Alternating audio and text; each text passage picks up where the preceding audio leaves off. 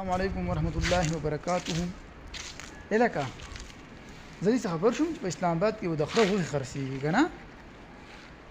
الکه زه دې شهریان شوم یاره دا مازغه مې ګډوډ شو چې په اسلام آباد کې یو د خره غوښې. یاره ما سوچ کوو که نه د اسلام آباد دا خلک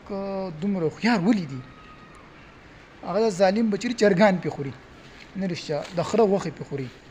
قصابیان ډېر رامیان دي بل څه کار نشته خو بس اسلام آباد یې موندلی دی زیو د خره غوښې پې خوري زیو د خرې غوښې پې خوري. خو موږ به ټینشن نه الو خفه کېږو به نه ځکه چې کله په کیفې کېږي خلکو باندې سپو غوښې خوړلی شوي نو په اسلام آباد کې چا د خرو غوښې خوړي نو کومه دنیا ورانه شوه. خو حکومت له پکار چې ویې نیسي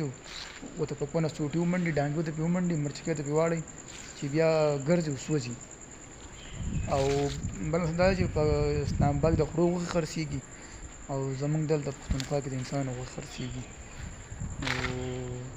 نو موږ به نه خفه کېږو او هلته هم خفه کېږو چې د خرو غوښې خرڅېږي. خو هغه دومره هوښیاران دي که نه دومره هوښیار دي ذهن چې دا ولې هوښیار دي. دا ظالم بچی د چرګانو غوښې د خرو غوښې خوري په خوله کې هم چرګان راتلي د دې لپاره مو چرګان زموږ خولې اسخا کړي سمې ګنډې جوړې شوي ثابت جوړ شوي دي هر وخت پارمیا چرګي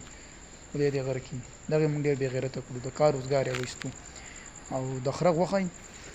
دا څومره ظالم جابر خلک دي اورې دا به خلکو کور ته وړي ښایسته کړایۍ به کې کړي مټن کړایۍ به کې کړي چارګوش به کې پخ کړی کابلی پلاو به کې پخ کړی بریانۍ به کې پخ کړي. یاره ظالم بچي دي په دې کې به دوی کم کم څه خوړلي چا به کوي چاره ماله به کې امی میرے لیے چکن مٹن کڑھائی پکاؤ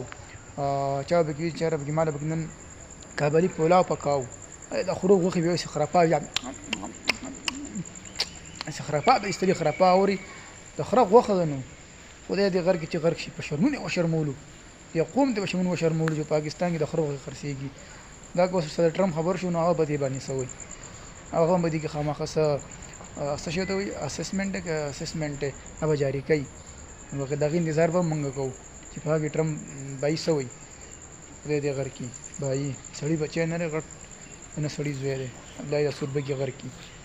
خو خیر د خرو غوښو به مونږ معلومات وکړو